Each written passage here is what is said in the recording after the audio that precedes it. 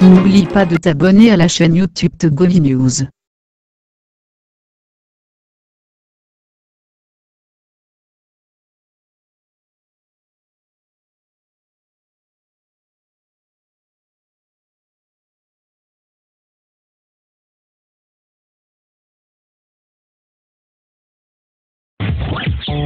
Taxi Presse. Retrouvez tous les jours de 11h à 12h45 Irrigator et ses confrères à bord du taxi de la mi-journée. Informations exclusives et coulisses de l'actualité, tous azimuts, nos éditorialistes décryptent et commentent l'univers de l'actualité sans concession et sans langue de bois. Taxi Presse, tous les jours de 11h à 12h45 avec Saint-Irrigator. Nous n'aimons pas le conformisme, mais des débats contradictoires pour la vie démocratique. Taxi FM, la radio géniale.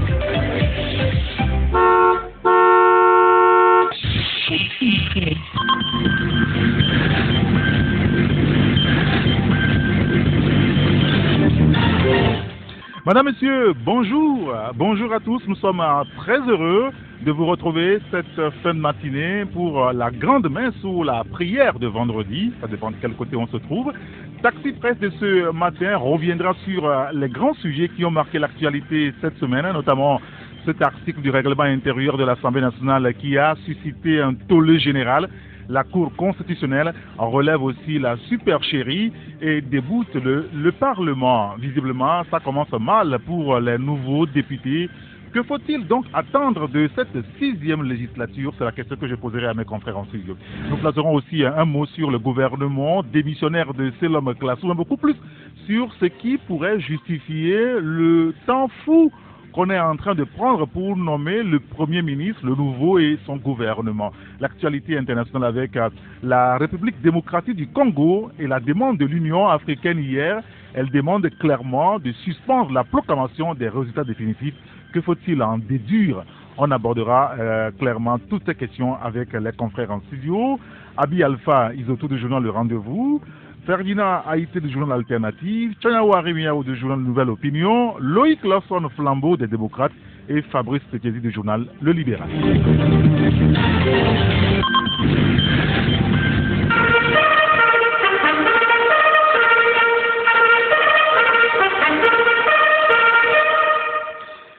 Merci à vous tous de nous avoir rejoints donc sur la radio Taxi FM Lomé à l'heure de Taxi Presse avec mes confrères en studio. Bonjour Ferdinand Haïté. Bonjour Eric, bonjour à tous les auditeurs, nos meilleurs voeux, bonne année à tous et puis voilà. Ça va? Bonjour à tous les confrères qui sont ici, oui ça va. Très bien. Bonjour Tchaniao, bonjour Abi et bonjour aux amis qui sont encore en attente. Oui, bien sûr. Bonjour Tchaniao Remiao. Oui Eric, bonjour. Bonjour aux fidèles auditrices et Nous sommes très heureux de vous retrouver ce matin. Tout à fait. Et également, nous sommes aussi heureux de retrouver vos micros. Et après près de 2 mois. Non, n'exagérons pas. Bon, un mois et demi. Un mois et demi, bon, ça fait 2 mois. Pour moi, ça fait 2 mois parce que les dernières émissions n'étaient pas là. Donc, en plus de cet arrêt, ça fait 2 mois.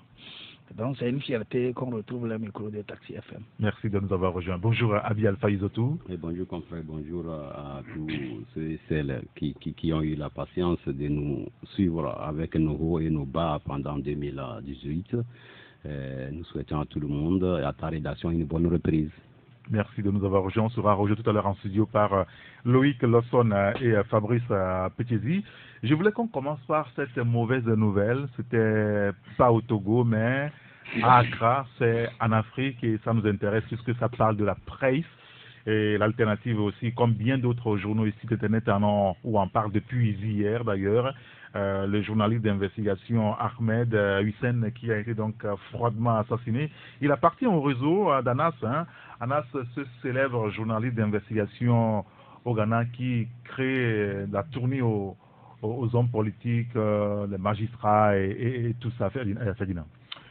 Oui, c'est très triste parce que depuis hier on était sous le choc parce que c'est un jour très comment je dirais ça, c'est un très mauvais jour pour les journalistes d'investigation que nous sommes et pour la presse ghanéenne. Surtout que nous sommes au niveau de mon journal dans le même réseau avec Anas et les autres. Vous savez, Anas, c'est quelqu'un qui travaille avec toute une très grande équipe. Ils sont une dizaine, une quinzaine de journalistes qui travaillent avec lui. Et Anas lui-même, généralement, personne ne le connaît puisque quand il veut s'afficher en public, il met toujours son masque que vous voyez là. Il y a quelques mois, on était en Afrique du Sud ensemble et ça fait très mal que ce jeune homme de 34 ans, on a pu l'assassiner froidement comme ça parce qu'il avait mis le doigt sur la corruption. Vous avez tous lu ce dossier-là qui a emporté le président de la fédération de football ghanéen, qui a emporté aussi plusieurs arbitres, au moins une quarantaine d'arbitres en Afrique qui ont été sanctionnés. Et c'est dommage parce que il y a une députée qui avait appelé publiquement sur une télévision ghanéenne de l'agresser. Ce député s'appelle Kennedy Aguiampon, qui a balancé les images de ce confrère sur une télévision privée, sa photo, en disant oui, voici le journaliste qui se mêle de tout et qui crée des problèmes aux gens. Il habite dans tel quartier à Madina. Si vous le voyez, frappez-le, brisez ses oreilles et venez me voir, je vais payer l'addition. Oh là là. Et donc, il doit avoir de problème aujourd'hui. Ah oui, et puis le journaliste a porté plainte. Quand il a fait ça, c'était un appel au crime. Donc le journaliste a porté plainte et j'ai pas compris pourquoi les autorités ghanéennes qui savaient que ce dernier était sous menace n'ont pas pu trouver une sécurité, surtout lorsqu'il a porté plainte, parce qu'Anas, lui, beaucoup de gens ne le connaissent pas. Anas Arimiao, beaucoup de gens ne le connaissent pas, mais ses collaborateurs sont connus. Moi, par exemple, je connais bien Anas, je connais son vrai visage, on s'est vu dans des conférences, mais ses collaborateurs, personne ne les ses collaborateurs sont connus, mais lui-même à Accra, il n'est connu que de rares personnes, vous voyez. Et donc, lui, il est à l'abri de plus ou moins de dangers. Et c'est vraiment choquant ce qui s'est passé. Et vous avez vu que c'est le choc oui. Dans l'ensemble de la corporation, dans le monde entier. Il y a plusieurs réseaux de journaux d'investigation depuis hier ou depuis mercredi. C'est la catastrophe. C'est un travail quand même très risqué, cette branche de journalisme d'investigation. Tchéniawari Miaou, vous êtes un patron de presse et forcément, quand on entend ça, quand on voit ça, on peut se dire, attention, on n'est pas en sécurité véritablement. Hein. Tout à fait. Je crois que le choc est très grand, et beaucoup plus grand à mon niveau quand on voit que le confrère que nous sommes en train de perdre a comme par hasard un nom qui rime avec celui de mon jeune frère. Non, c'est pas lui-même. Oui, je parle, le groupe. Oui. Il y a un nom qui rime avec le prénom de mon jeune frère Djobo, Sam Djobo, Anas Djobo, et puis Arimi Yao, qui est mon prénom. Oui. Et donc, quand c'est dans ce sillage, dans ce monde que les choses se passent telles que nous le vivons, vous comprendrez que le choc doit être très grand, beaucoup grand chez nous ici, et comme au niveau de toute la presse. Et je crois et souhaite que de tels faits ne se reproduisent nulle part dans le monde, parce que les journalistes, avant tout, ils sont là pour contribuer à la construction de la nation, ils sont là pour édifier les populations, ils sont là pour faire la clarté là où il y a l'obscurité. Et quand les gens, de façon malsaine, maladroite et méchante, essayent d'arriver à ce que nous avons vécu, le monde entier doit se soulever pour dire haro. Haro sur ce genre de comportement. Et habituellement, enfin, j'ai pas envie de dire que ce ne sont pas des choses qui sont téléguidées ailleurs, dans des sphères qu'on peut imaginer, mais ça peut être aussi des gens pris isolement parce qu'ils se sentent concernés et qui vont commettre ce genre de vues. Abielfa. Oui, cette phase de l'histoire de la presse africaine mondiale est très triste. Elle est d'autant triste que ça se passe au Ghana. Le Ghana qui est coté parmi les meilleurs, disons les bons élèves, un des bons élèves en matière de liberté de presse. Quand c'est de ces pays-là que ces cloches-là se font annoncer, ça fait problème. Tu sais, Anas, comme l'a dit le confrère Ferdinand était avec lui il y a quelques mois. J'étais avec lui il y a 1 an à Johannesburg. Le monsieur, on a fait presque une semaine. Aux heures de pause, entre journalistes, vous pouvez... Il y a ces moments où jockey, tout ça là, tu ne le vois jamais. Tu le vois juste au moment où, avec les quelques rares communications qu'il a présentées. Il est très discret, il a la tête d'une équipe très efficace. C'est d'ailleurs ça le sens de journaliste d'investigation, il faut être discret. Oui, mais bon, ça dépend. Ça dépend. À tout. L'école elle-même a deux philosophies. Il y a certains qui prennent la discrétion pour passer incognito, d'autres qui prônent qu'on se fait connaître pour raison de sécurité. Donc, chaque journaliste est libre de tenir la branche qui l'arrange. Je peux décider, être comme a décidé le confrère au Ghana, être le plus discret possible pour des raisons professionnelles. Je peux décider m'afficher toujours pour des raisons professionnelles. Si tout de suite il y a quelque chose au camp, dans un camp, et j'ai dit à la rédaction que quelque chose se passe au camp, je vais aller voir. À partir de ce moment, on sait que quand ça m'arrive, on sait que c'est au camp. Un exemple. Mais quand je vais derrière un masque aussi, ça m'arrive, ça veut dire que... exactement. Donc, c'est une école qui a deux philosophies, chacun tient là où ça... Donc, le confrère... il est à la tête d'une équipe très efficace qui fait un bon travail, qui a déjà fait ses preuves, surtout dans le domaine de la justice. Vous avez entendu parler de lui il y a quelques moments. La corruption dans la justice ghanéenne. Que ça arrive comme ça à un élément de son équipe, ça n'encourage pas la presse, ça n'encourage pas la démocratie dans un pays comme le Ghana. Encore que un élu du peuple soit allé jusqu'à appeler au crime, que quelques moments après ça se passe. Je crois que à partir du moment où les menaces sont passées aux actes, l'autorité ghanéenne va prendre les dispositions contre ces députés-là pour décourager les éventuels récidivistes. Très bien. Monsieur, merci beaucoup. Oui, mais il faut préciser, parce que c'est là le côté difficile et dangereux du travail que nous faisons, parce que il faut le dire, lorsque on vous forme ou vous êtes dans des grandes conférences en ce qui concerne le journal d'investigation, on vous apprend que le danger ne vient pas forcément du pouvoir d'État. Oui. Ça peut venir des groupes d'intérêt, des milieux des affaires, des groupes que vos investigations menacent, et donc ces gens-là, à un moment donné, peuvent prendre la liberté d'agresser ou d'abréger la vie d'un journaliste. Et le cas de ce confrère du réseau ANAS doit nous édifier davantage, parce que ANAS lui-même a échappé à plusieurs reprises à des choses comme ça. Vous savez que l'année dernière, il était à la tête d'un groupe de journalistes avec, je crois, l'accord de la BBC. Il voulait faire une enquête sur un monsieur qui faisait des sacrifices humains au Congo quelque part, et donc il a infiltré le réseau, et ce jour-là, la nuit-là, ce monsieur devait égorger un homme, alors que les villageois étaient aux trousses de celui qui tue les gens et égorgeait les gens, et donc et à un moment donné, ils ont été pris dans un guet-apens et les deux ont failli on a failli les assassiner. Il a fallu qu'ils crient, qu'ils disent que bon, lui n'en est pas concerné, qu'il est ceci, avant qu'on ne le sauve. Et il y a eu beaucoup de critiques par rapport à cette méthode. Vous savez aussi qu'il était... La méthode est vivement critiquée quand même. Vous savez aussi qu'il était dans un pays, je crois, de l'Asie, où il est rentré carrément dans une prison en se faisant passer pour un pasteur, pour interroger plusieurs Ghanéens qui étaient retenus dans cette prison-là,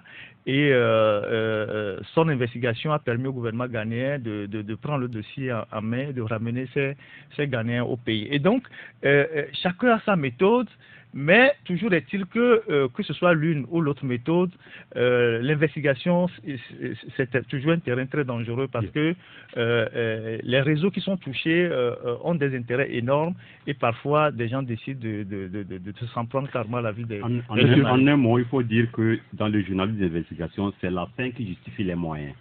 Donc c'est ça qu'il faut retenir, quoi. Peu importe les moyens que tu utilises, l'essentiel que ça aboutisse à que tu portes les gants pour que toi-même tu puisses ne pas être broyé dans ton investigation. Voilà. Bonjour Loïc Lawson. Bonjour Eric Gator, bonjour à tous les amis. Merci de nous avoir rejoints. Avant de parler politique, encore un sujet, ça concerne un riz dont on juge qu'il est impropre à la consommation. C'est la LCT qui avait d'abord lancé donc l'alerte, nouvelle tentative de débarquement du riz impropre au port autonome de Lomé par les Indiens. Qu'est-ce que c'est en réalité, Ferdinand? Oui, il y a un feuilleton qui se passe depuis quelques jours, je crois que ça fait 2 semaines au port autonome de Lomé. Il y a un navire qui avait accosté, qui venait d'un pays, je ne sais pas, d'une région qui s'appelle Myanmar, via Conakry. Et ce navire a dans ses cales plus de 18 000 tonnes de riz. Oui.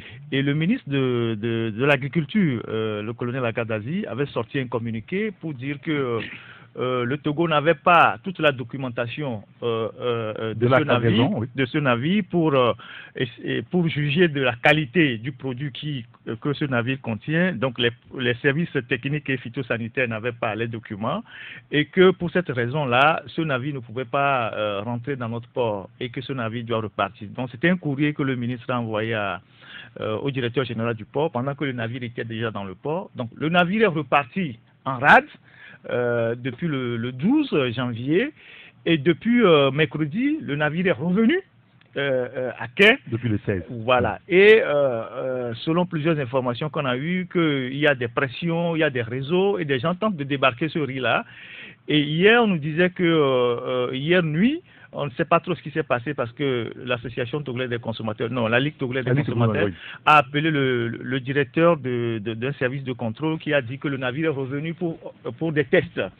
Et semble-t-il que quand le navire est reparti en rade pour la première fois, ils sont allés faire la fumigation du produit. C'est-à-dire ils ont mis je sais pas comment dire ça, ils ont arrosé le riz de produits et ils sont revenus faire un test. Et ils sont repartis hier nuit en rade. Alors, la question de savoir quel est ce fameux riz-là qui suscite qui suscite ce feuilleton-là. Si le riz n'est pas propre à la consommation, au lieu de faire ce va-et-vient, il faut renvoyer le navire à destination. La cargaison est commandée par la société Olam. Et la société Olam appartient aux Indiens. Et quand vous voyez bien l'acte notarial qui a créé cette société Olam-là, on retrouve les Gupta dedans. Les Gupta, c'est les propriétaires de 2 février. Et c'est eux qui sont dans tous les affaires, scandales au Togo ici. Et donc, c'est quoi véritablement les dessous de cette affaire et qu'on tient fondamentalement à déverser ce riz-là sur le marché? Parce que l'État a l'obligation de protéger les citoyens vis-à-vis de ce qu'ils consomment. Et que lorsqu'on envoie une cargaison de riz ou de n'importe quelle marchandise dans le pays qui n'est pas propre à la consommation, l'État a l'obligation de demander à ses services de renvoyer ce riz-là définitivement. Il ne sert à rien de retourner en mer, traiter le riz et de le ramener dans l'espoir de l'introduire dans le pays. C'est pas normal. C'est un comportement qu'il faudra peut-être dénoncer, c'est pas trop, mais la situation elle est mal embarquée. Tchanyao. Bon, je crois que l'État aussi est en train de faire sa part. Et sinon, qui est peut-être derrière ce riz des réseaux, c'est possible. Vous savez, dans les grosses affaires, il y a toujours des béquilles, et ces béquilles se font peut-être être parfois des gens qui sont bien introduits dans les sommités des pays, pas seulement au Togo. Les mêmes situations se vivent dans d'autres pays. Mais je crois qu'il faut corser les positions et faire en sorte que de telles situations ne se produisent dans notre pays et que quand des situations comme ça viennent, qu'on essaie de remonter. Il y a eu beaucoup d'autres choses qui ressemblent à ce que nous avons vécu. On a déjà vécu des trucs comme ça. On a vécu des trucs comme ça dans le pays. Je ne vais pas en parler encore et je sais que tous les Togolais ont souvenance. Donc il faut que les services phytosanitaires et tous ceux qui sont concernés par ce contrôle pour le bien-être de nos populations essayent de travailler de façon décente à ce que nous ne puissions pas de temps en temps vivre de ces histoires, de ces trucs poliés qu'on introduit dans notre pays. Alors, en attendant que les autorités nous disent définitivement si le riz est impropre ou propre à la consommation, Loïc Lawson, est-ce qu'il ne faudra pas quand même qu'on puisse chercher véritablement à savoir qu'est-ce qui se cache derrière tout ça? Parce que on en était là, Tchanyao le disait, on avait eu une situation similaire avec un riz rattaché donc à une dame il y a eu cette histoire de Tilapia Gates, la presse avait évoqué ça comme cela. Il y a eu beaucoup d'autres choses. Quels sont ces produits-là qui réussissent à passer dans le mail des filets? Parce que ceux dont on parle là, c'est ceux-là qui ont quand même ont été retenus. Oui, mais attends, pour cette histoire de riz, bon, écoutez, le ministre, je crois qu'à savoir que le ministre de l'Agriculture a fait sortir un communiqué, oui, bien sûr. Pour demander, et a souhaité aussi que le directeur il a interpellé les autorités portuaires pour leur demander de ne pas admettre que le bateau accoste. Ouais. Parce que le bateau contient du riz qui n'est pas bon. Alors, si le ministre de l'Agriculture n'est pas, comment vous appelez ça, un simple épicier d'un quartier, s'il a pu le dire, c'est parce que il a des informations. Et il y a des services compétents, des spécialistes autour de lui qui peuvent lui dire que ça, c'est pas bon. Mais là, qui autorise finalement, qui est au-dessus du ministre et qui demande que le bateau revienne? Au nom de quoi est-ce que c'est les intérêts financiers? Est-ce que entre les intérêts financiers et la santé des Togolais, il faut faire le choix? Donc, est-ce qu'il faut faire le choix entre la santé des Togolais et l'argent? Oui, mais le choix est clair, non? Justement, puisque la santé n'a pas de prix. D'accord. C'est ce que je veux dire. Parfait. Le choix est clair. Mais maintenant, je ne sais pas, c'est quelle république dans laquelle on est, où un ministre de la République dit quelque chose, et quelque part, il y a des gens plus puissants que ce ministre qui autorisent.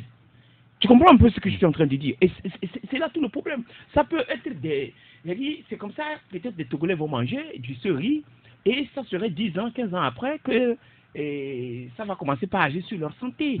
Puisque nous sommes dans un pays où c'est difficile de dédommager les gens quand souvent des cas comme ça arrivent.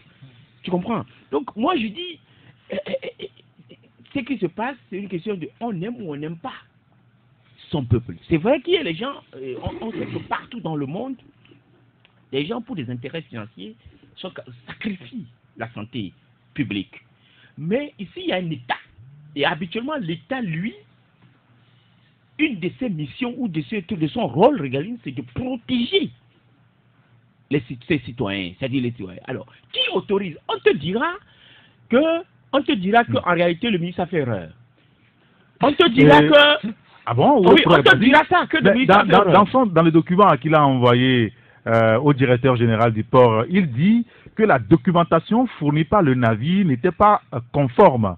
Nos services techniques ne peuvent procéder à l'inspection phytosanitaire de la cargaison en application de la réglementation phytosanitaire en vigueur au Togo. Alors, par quelle magie, finalement, les services techniques sont désormais compétents pour analyser ce riz de nouveau? Voilà, pour analyser par quelle alchimie? Comment ils sont arrivés maintenant à analyser cela? Quand on sait que ce même riz ou ce même bateau a été renvoyé ailleurs. En Guinée. Voilà. En Guinée, oui. De la Guinée, il a été renvoyé. Est-ce que le bateau est déjà allé en Guinée et on l'a renvoyé? Et c'est venu ici, d'abord le ministre a renvoyé, et après... On va vous dire, hier, il est reparti du port en rade. Voilà. On va vous dire qu'il y a eu des examens et on va vous démontrer que le truc est bon. Et bon, comme d'habitude, comme il y a des gens qui sont capables de défendre l'indéfendable, ils vont monter au créneau, prendre leur canard, prendre leur site internet pour écrire que le riz est bon, les gens sont méchants, pourquoi on veut faire... Non, il s'agit de la santé publique, pardon. C'est notre santé à nous tous. Et moi, c'est pour ça, pour finir, je dirais aux Togolais, je dirais consommer togolais. Parce que si c'était du riz togolais, les gens qui aiment manger parfumé, je ne sais pas c'est quel parfum il y a dedans, les gens sentent. Moi, j'ai dit, allez manger le riz à de combien de agromésugloso, c'est des riz très bon. Le riz de et éviter ces problèmes. C'est tout. Abi Alpha d'abord. Ouais, moi je vais parler de ce dossier-là en deux volets. D'abord, le port autonome de Lomé. S'il y a du mauvais produit qui n'a pas pu rentrer par notre port vers la terre ferme, ce qui ne pourra plus rentrer en Afrique. Ça, je vous le dis. Ah bon? Que ce soit les voitures. Non, attendez. S'il vous plaît. Vous voulez dire que le port autonome de Lomé est tellement tellement. Que ce soit les voitures volées en Europe, que ce soit les médicaments prélatés, que ce soit le riz dont on est en train de parler, c'est toute une ribambelle du faux qui rentre par ce port-là. Ça, c'est le premier aspect. Tout récemment, le trafic a tellement évolué que tout récemment, sur le plan pétrolier, les trafiquants sont carrément venus s'installer à 15 km de nos eaux pour faire leur trafic et ça continue jusqu'à l'heure où toi et moi, on se parle. Donc, mon frère, ça continue, ce trafic continue là-bas. Si tu me donnes la preuve contraire la prochaine semaine, on va débattre. Ça, c'est le premier aspect. D'abord, il faut que les autorités sachent, s'ils ne savent pas, parce que souvent, les réseaux comme ça aussi, parfois ça échappe à l'État. Si ça n'échappe pas à l'État, des gens je ne suis pas en train de donner l'État, mais c'est pour dire qu'on ne peut pas tout jeter sur eux, parce que si ça les échappe pas parfois, le ministre ne peut pas envoyer cette lettre-là qui ne fait pas la part des trafiquants. Donc, je crois qu'ils ont commencé. À plusieurs reprises, ils nous ont montré que ils sont soucieux de notre santé sur le plan alimentaire, tout ça là. Donc, qu'ils continuent et qu'ils sachent, qu'ils soient vraiment conscients que notre port, c'est vraiment une entrée du trafic. Ça, c'est un. Secondo, il faut qu'on nous apprenne à respecter ceux qui importent le riz. Ne deviens pas grand importateur, n'arrive pas à avoir le monopole sur l'importation d'une marchandise donnée qui veut. Donc, quand l'homme arrive à ce niveau, il faut la personne, ça veut dire que son entreprise a une image. Je vous donne un exemple. Il y a 2 ramadans de cela, je m'étais déguisé en acheteur. Ah bon? J'ai acheté dans un grand magasin à Edirnaoui.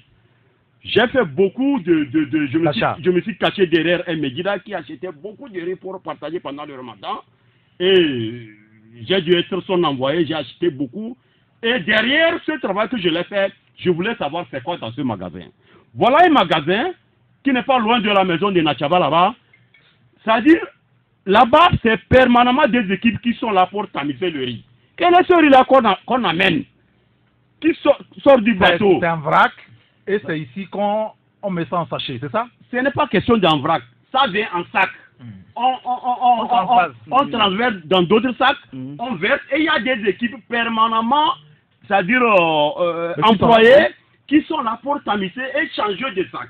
Maintenant dans de nouveaux sacs. Quelle est cette façon de faire? Et c'est un travail permanent. Les gens ont trouvé boulot là-bas. Un grand magasin. Et c'est une dame qui importe beaucoup. Donc quand tu vois des comportements comme ça, ça frise un peu le non-sérieux. Donc il faut que nos autorités apprennent à aller au-delà de ce que ce qu'on nous fait voir pour vraiment que les Togolais, c'est vrai, ce n'est pas quand même un crime de consommer ce qui vient de l'extérieur, quand bien même on a de bonnes raisons d'encourager la consommation locale, mais il faut que l'autorité aide le citoyen à être sûr de ce qu'il mange. Fabrice qui nous a rejoint, je lui donne la parole tout à l'heure, mais vous voulez placer un mot, Chaniao? Non, je crois que ce qu'Abi est en train de dire n'est pas vérifié. Je sais que tous les ports ne sont pas quand même à la même enseigne, mais le port togolais est un port particulier. Quand on vient dire ici que s'il y a du mauvais produit ou du bordel ou n'importe quoi qui n'est pas pu passer par le port du Togo, ça veut dire que cela ne peut se passer ailleurs. Je ne suis pas d'accord. Ça ne fait pas encore 2 mois. Le port togolais a été classé parmi les meilleurs ports de l'Afrique de l'Ouest. Et quand on le dit, ce n'est pas que les gens se lèvent un beau matin pour les yeux ou bien les beaux yeux de quelqu'un pour le dire. Il y a des baromètres qui permettent de dire la fiabilité d'un port. Et en tant que tel, ça fait partie de la sécurité, ça fait partie de la bienveillance des autorités du port, ça fait partie du trafic. Et donc, quand on classe le Togo, et d'ailleurs, on ne peut pas venir sur un plateau. Il nous semble que ces derniers jours... Attendez, il nous semble que ces derniers jours, il y a un bateau plein de drogue qui donc... a été... Voilà, donc ça veut dire que le port togolais, c'est un exercice de simulation. Mais le port togolais n'est pas ce que les gens présentent. Moi, je suis d'accord qu'on dise qu'il y a une situation qui s'est présentée par rapport à ce riz, on en parle. Mais déborder et dire que le port du Togo est pas... Quand vous écoutez Abi, c'est comme si dans le monde entier, c'est au port du Togo. Je parle de l'Afrique. Mais quand vous l'avez dit, même en Afrique, le port du Nigeria, moi j'ai fait le port, je connais. Oui, je connais ce que c'est que le port. J'ai été employé du port, je sais que le port du Togo... Il y a des raisons de défendre... Non, ce n'est pas ça, je n'y suis plus. Malheureusement, si j'étais encore là et que je le dis, c'est différent. Merci beaucoup, Seigneur. Pour aller vite. Fabrice, bonjour, merci de nous avoir rejoints. Bonjour et bonjour à tous les éditeurs. Vous avez un commentaire à faire autour de cette histoire de riz là, parce que je suis sûr que quand on arrive, vous nous écoutez dans le véhicule. Oui, ben, je crois que j'ai écouté toutes les interventions. Et bon, je crois que c'est une question de santé. Et je ne dirais pas si le riz est bon ou il n'est pas bon. Mais devant le doute, je crois que la sagesse recommande qu'on s'abstienne. Et surtout que il paraît que la cargaison a été rejetée ailleurs. Je crois que si les autres ont rejeté, l'histoire de quelqu'un laisse quelqu'un prendre ne va pas s'appliquer ici. Donc, il faudra vraiment voir clair. Moi, je crois que le premier acte posé par le ministre de l'Agriculture, on devait s'en tenir à ça. Parce que tout le reste qui viendra en arrière-plan, ça va s'apparenter. Parce qu'il a dit que ces structures, ces services compétents ne sont quand même pas finalement compétents pour quand même analyser ce riz-là. Oui, bien évidemment. Je dis, il y a un premier élément. Il paraît que ça a été rejeté ailleurs. Bien sûr. Et donc maintenant, ça arrive, le ministre sort un communiqué quand même pour dire que le riz ne doit pas atterrir sur notre territoire. Même s'il s'est trompé, je crois qu'il faut faire l'effort de s'en tenir à cela et ne plus chercher. Parce que toute tentative de justification par après va être assimilée à une manière de vouloir coûte que coûte faire passer le riz, parce que déjà il y a doute, c'est quelque chose qui sera destiné à la consommation, et dans la mesure où on doute de la chose, je crois qu'il vaut mieux. Il n'y a pas de pénurie de riz sur le marché togolais, ce que je sache, donc non. Je ne sais pas pourquoi on voudrait bien s'accrocher forcément. On fait feu de tout bois pour que ces riz puissent atterrir sur le territoire togolais, parce qu'il s'agit de nous, en fait. Oui, c'est nous qui allons consommer. Un élément, très rapidement, Ferdinand, vous avez souhaité placer un mot sur cette affaire de machine à sous chinoise. C'est vrai qu'on on observe dans des quartiers, dans des bars et consorts, des machines à sous illégales chinoises. Qu'est-ce que c'est? Parce que ça fait une concurrence terrible à la Lonanto nationale. Oui, c'est même pas ça. Et la Lonanto, je m'en fous. Tout ça, c'est les mêmes choses. Mais ce qui se passe avec les Chinois est très dangereux. Est très dangereux pour notre jeunesse, pour nos enfants, pour les élèves et pour nos familles. Parce que qu'est-ce qui se passe? Les Chinois font rentrer sur notre territoire des machines à sous de manière illégale, et ils vont les placer dans les bars, dans les débits de boissons, oui, chez les vendeurs de portables, et ils les placent clandestinement.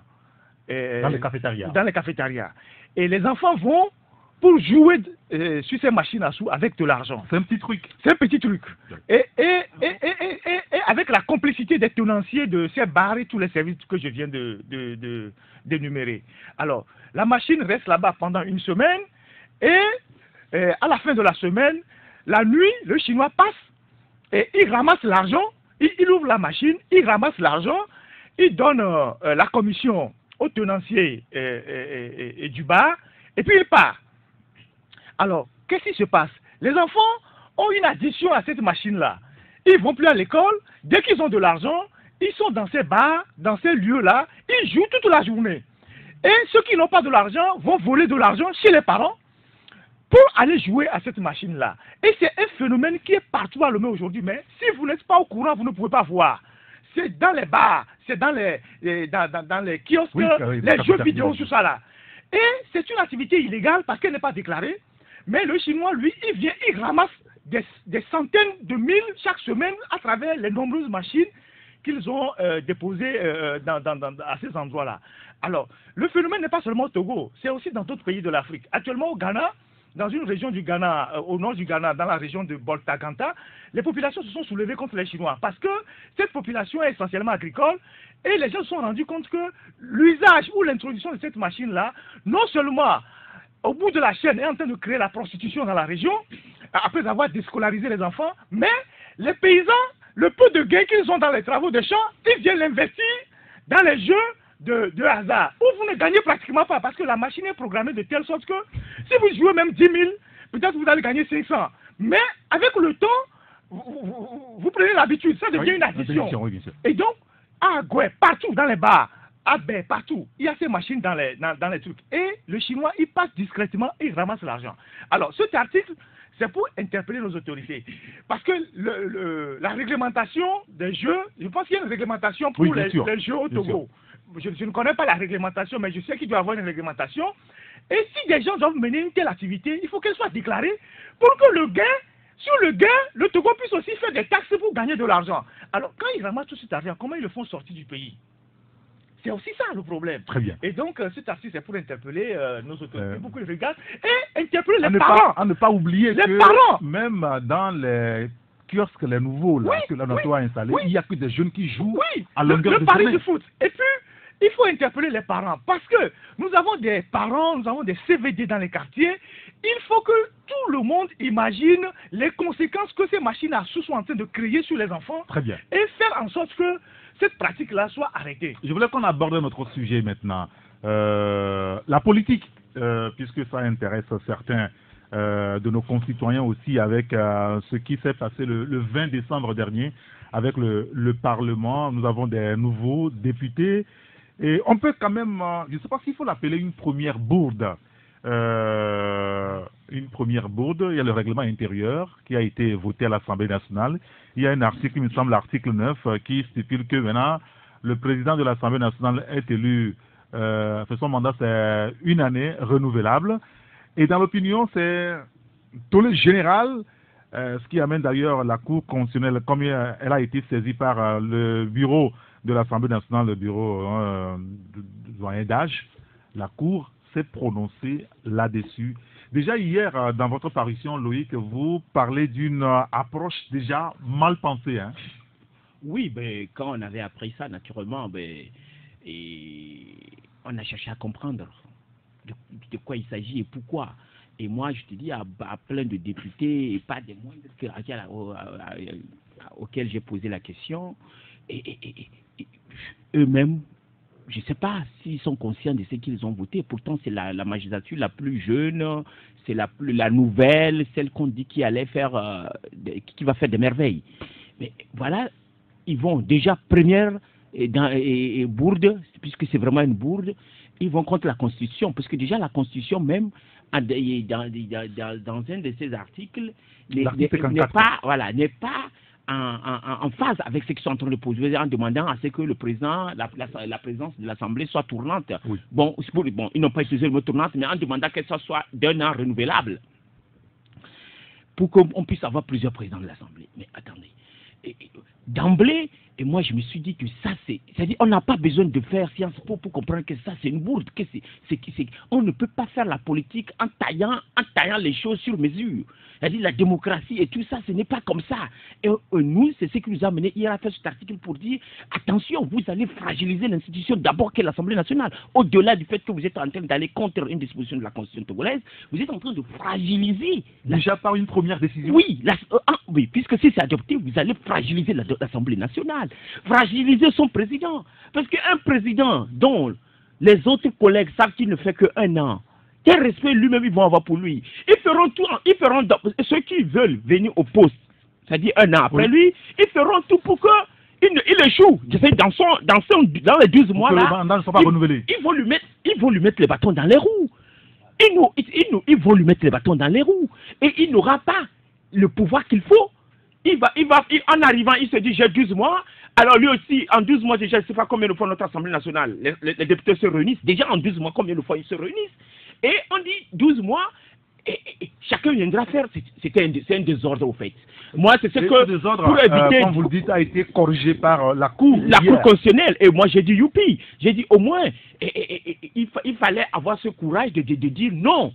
Parce que la presse, c'est ça son rôle. C'est pas seulement dire, les députés ont fait une proposition. Mais qu'est-ce que toi, journaliste, qu'est-ce que tu apportes par rapport à cette proposition? Qu'est-ce que tu dis? Et moi, je crois que c'est ce qu'on a essayé de faire pour dire cette approche est mauvaise. Et la Cour constitutionnelle, moi, je dis bravo. Elle a fait un bon boulot en remettant les pendules à l'heure. Merci beaucoup, Loïc Lawson. Tchonyawa Remia, aussi le sujet. Non, bon, moi, je crois, quand j'avais entendu parler de ça, je me suis dit que c'est une pagaille qui s'organise, une véritable pagaille, parce que lorsque, vous savez, par le passé, comme toujours au pays, quand on nomme un président de l'Assemblée, vous voyez parfois une région, vous voyez toute une préfecture, vous voyez beaucoup de gens manifester logiquement leur joie. Et maintenant, quand moi j'ai un parent, j'ai un cousin, nous avons contribué à les lire. Et dans toute une région, on dit bon qu'on a choisi celui-là pour être président de l'Assemblée. Et pour un an, un poste où il dandine, c'est-à-dire il sait à quoi il se voue, mais je crois que c'était une pagaille que les gens ont voulu essayer. Et maintenant... Mais comment c'est possible que cette magistrature dont on nous dit qu'ils feront des réformes, ils feront ceci, qui n'ont pas su comprendre qu'ils sont en train d'aller à l'encontre de la Constitution togolaise? Non, depuis toujours, les gens ont toujours posé des actes comme ça. Depuis un bon moment, vous voyez des gens qui posent des actes avant d'aller se bouter au mur pour savoir que non, ce n'était pas les bons actes qu'il fallait. Et moi, quand j'ai appris ça, sincèrement, jusqu'aujourd'hui, je me dis, qu'est-ce qui a pu piquer ces gens-là pour aller jusqu'à poser un tel acte? Heureusement, était voté à la majorité. Oui, alors heureusement qu'il y a le président de la Cour constitutionnelle, que beaucoup déjà peinturaient, parce que les gens pensaient toujours que c'est un président acquis à une cause, qu'il est un président béni, oui, et que d'ailleurs les gens avaient pronostiqué en disant qu'Aboudou Assouma ira entériner ce qui a été posé comme acte. Et heureusement qu'Aboudou est à la hauteur et qu'il sait dire les choses telles qu'elles doivent être. Donc c'est une occasion de plus pour que les gens comprennent que les gens sont à la tête des institutions. Peu importe les idées ou les couleurs que les gens tentent de leur coller, ils font du bon boulot. Il faut saisir ce qui est fondamental dans ça et le dire, parce que les gens croyaient que Aboudou allait appuyer ça. Maintenant, il a dit le droit. Ça permet aux Togolais, ne serait-ce que ceux qui en doutent, et pensent que le président de la Cour constitutionnelle est un acquis à une cause, de se détromper, de comprendre qu'il est là avant tout pour dire le droit. Sinon, il n'allait pas par rapport à la connotation que les gens donnent à l'Assemblée, par rapport à tout ce que les gens pensent de lui. Je ne crois pas pouvoir le voir en train de poser l'acte positif qu'il a posé. Abi Alpha Izotou. Oui, merci beaucoup Eric. Moi je pense que dans la vie de tous les jours, parfois c'est facile de voler, mais souvent le partage est très difficile. C'est quoi encore ça? Ouais, souvent le vol peut être très facile, on peut s'entendre pour voler, mais quand on vient pour faire le partage, très souvent c'est difficile. C'est à ça que ça ressemble, parce que je comprends mal qu'après tout ce qui a pu accoucher de ce Parlement, et qu'on ne puisse pas faire confiance à quelqu'un pour diriger un tel Parlement, jusqu'à ce que ça devienne quelque chose qui était constitutionnellement arrêté. Le monsieur, la Constitution dit qu'il est élu, le président de l'Assemblée est élu pour la durée de la mandature. Et que les gens viennent, c'est-à-dire charcuter ça, puisque le mandat c'est sur 5 ans, viennent charcuter ça sur 5 ans. Ça veut dire qu'on a des soucis à trouver quelqu'un pour tenir ça pendant 5 ans. Donc il faut solutionner ça pour que chacun trouve sa part en 5 ans. On aurait satisfait 5 personnes. C'est pourquoi je dis, souvent c'est facile de voler, mais difficile de faire le partage. D'accord, là on a compris. Oui. Secondo, quand tu revois toujours encore la même boîte, mais ça fait rigoler. Parce que si ceux qui ont fait ça ont un souci d'alternance au Parlement, mais s'ils ont un souci d'alternance, personne d'entre eux ne serait là-bas. Comment ça? Ils sont là-bas, naturellement, ils vont travailler pieds et ongles pour que quelqu'un au sommet soit un président à vie. Au même moment, entre eux, ils disent qu'ils prennent l'alternance en faisant en sorte que la présidence touche à tout le monde. Tu vois, quand tu regardes ça, tu donnes raison à ceux qui ne vendent pas très cher la peau de cette législature. Et puis, tu comprends très bien le micmac qui a dû s'aligner pour que c'est-à-dire se mettre à la chaîne pour accoucher de ça. C'est-à-dire on ne peut avoir de résultats que ça par rapport à d'où ça vient pour en faire ce Parlement. Merci beaucoup Abi Alpha. Oui, Fabrice Sokézi. Oui, mais c'est vrai que les conditions dans lesquelles se sont déroulées les dernières législatives interpellaient un peu les uns et les autres sur la capacité à avoir au sein du prochain Parlement un véritable débat démocratique. Moi, c'était mon inquiétude. C'est-à-dire qu'il ne fallait pas avoir que des bénis oui au sein de l'Assemblée nationale. Il fallait, même si on taxe les partis de l'opposition qui sont allés à ces élections, de carrément faire le jeu du pouvoir, il faudrait quand même, dans de certaines circonstances, donner la preuve que ce n'est pas forcément cela. Et je croyais vraiment que ça pouvait arriver. Bon, il y a eu un mauvais départ par rapport à... On retourne dans les starting blocks. J'espère qu'ils vont tirer les leçons par rapport à l'avenir. Sinon, on ne peut pas comprendre que dans une Assemblée nationale des élus au nombre de 91, il paraît que ça a été voté d'ailleurs à l'unanimité. Ça n'aide pas. Parce qu'on ne peut pas me dire que sur les 91 personnes qui étaient là, personne ne connaît la Constitution entièrement pour dire que cette innovation allait en contradiction avec certains articles de la Constitution, notamment l'article 54, qui est clair, qui dit que le président est élu pour la durée de la législature, que ce soit à l'Assemblée nationale ou au niveau du Sénat. Donc cette manière d'accompagner les gens, même dans le faux, moi je crois que on m'aurait pu dire qu'il y a eu un débat houleux à l'Assemblée nationale, certains n'ont pas voté, la majorité a voté, on ne s'entend pas et on va devant la Cour constitutionnelle, que bon, on aurait pu dire, mais là, et les 91 entièrement accorder leur violon à cette disposition-là.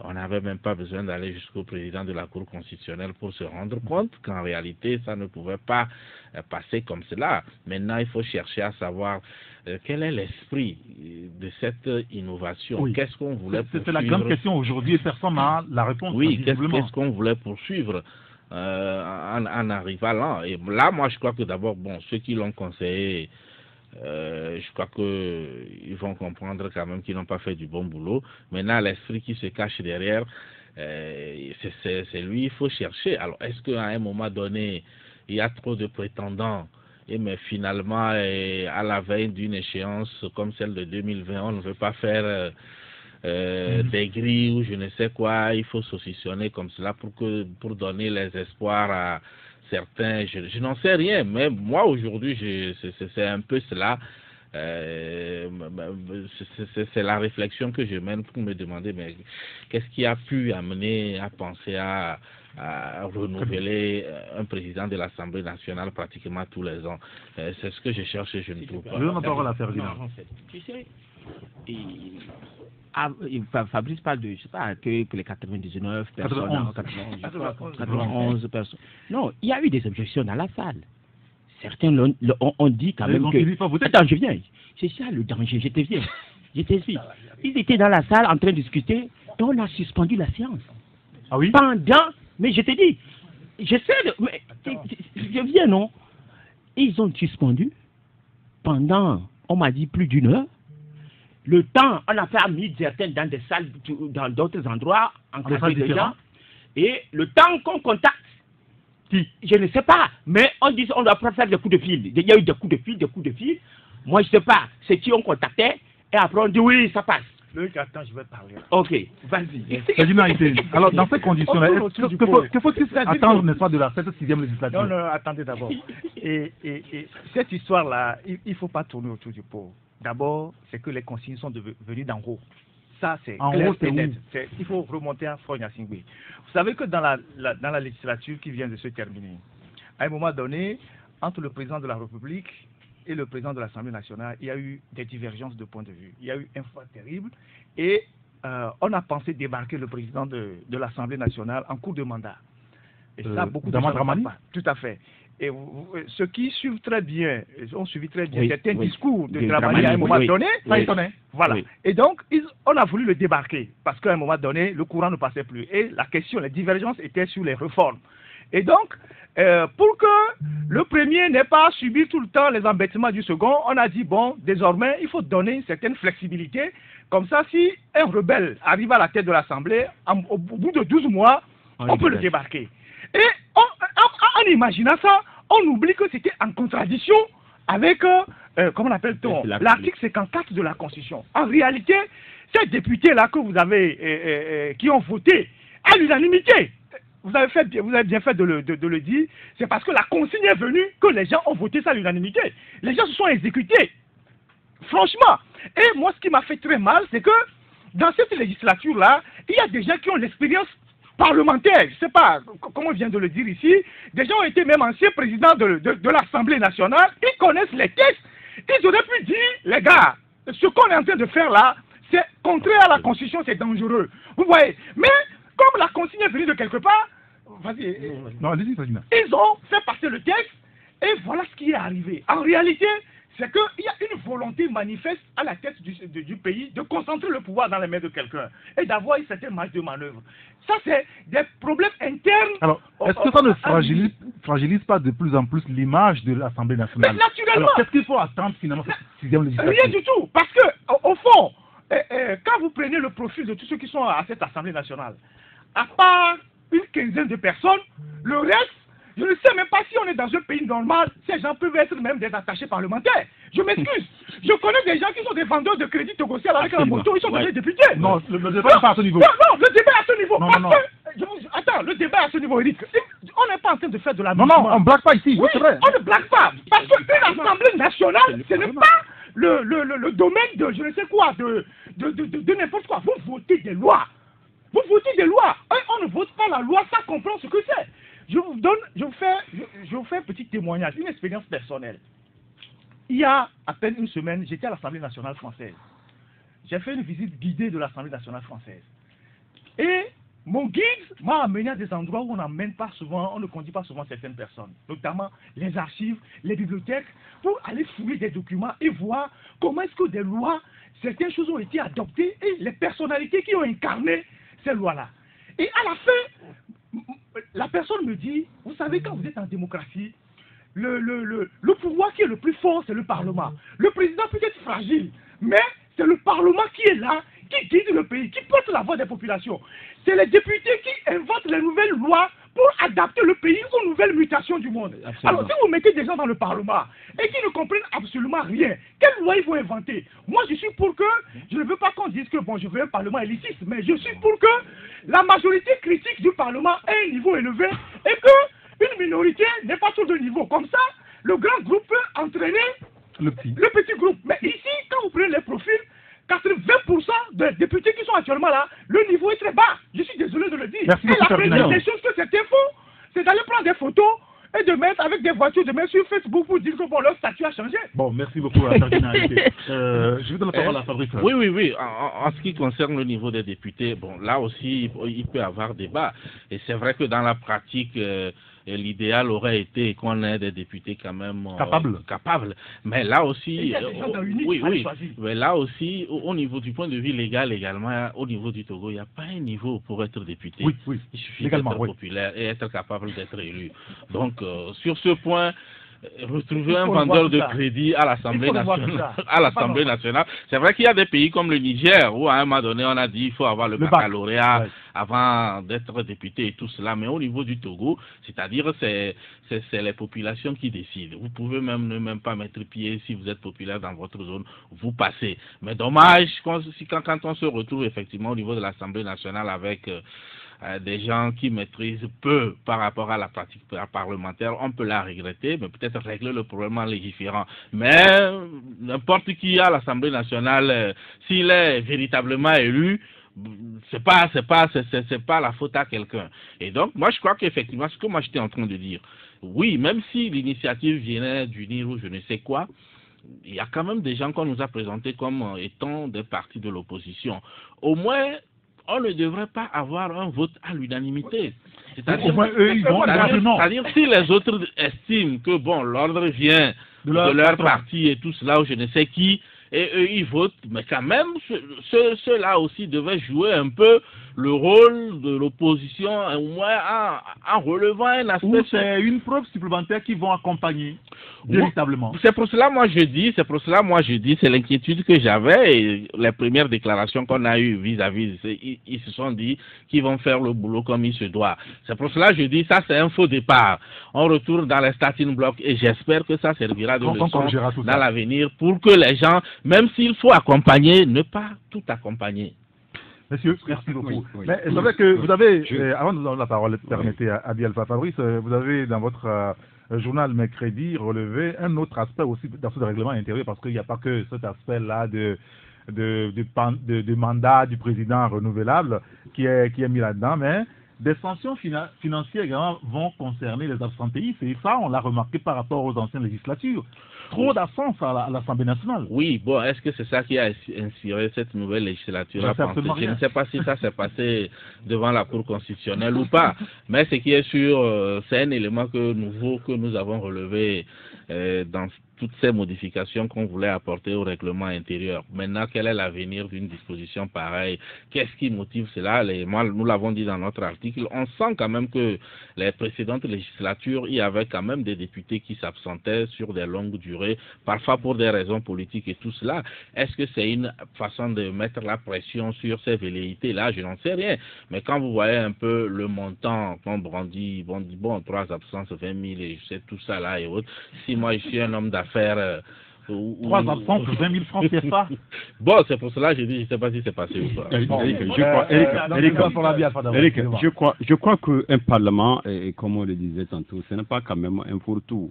Parce qu'au-delà de l'aspect 56 600 km² du Togo, où on se dit qu'on se gère entre nous, on aura à choisir parmi eux, les 91 là, des gens qui vont aller aussi siéger dans d'autres parlements communautaires, par exemple. Oui. Il y aura des gens là-bas qui vont représenter le Togo, l'image de notre pays. À un moment donné, il faut qu'ils prennent la parole. Il faut qu'ils appartiennent à des commissions de travail, des travail en équipe. Il faut quand même un minimum. C'est en cela que moi je dis, comme le stipule très bien un de nos adages, quand tu trébuches, ne te plains pas trop de là où tu as trébuché, ne te plains pas trop. Ne te plains pas trop de là où tu es tombé, mais s'il vous plaît, quand tu tombes, ne te plains pas trop de là où tu es tombé, mais regarde là où tu as trébuché. Ce que la base a été faussée. C'est pourquoi, à un moment donné, une même a été à mal de choisir les compétences qu'il faut. On ne peut pas me dire qu'un parti comme ça, aussi vieux de je ne sais pas combien d'années, n'a pas assez de compétences pour nourrir un parlement de 91 personnes. Merci beaucoup. Pour finir, non, écoute, dans un pays, il faut un peu de tout. Moi, je suis d'accord pour le niveau où tout ça, comme dit Ferdinand, mais je dis que ce n'est pas le vrai débat. Parce que dans l'Assemblée, il y a aussi des intellectuels. Et ils sont censés diriger ceux qui, ou du moins, orienter, apporter la lumière à ceux qui ne comprennent pas. Les intellectuels, on en a plein à l'Assemblée précédente, mais qui ne prennent pas le temps de lire le budget comme il se doit. Le budget quand ça vient.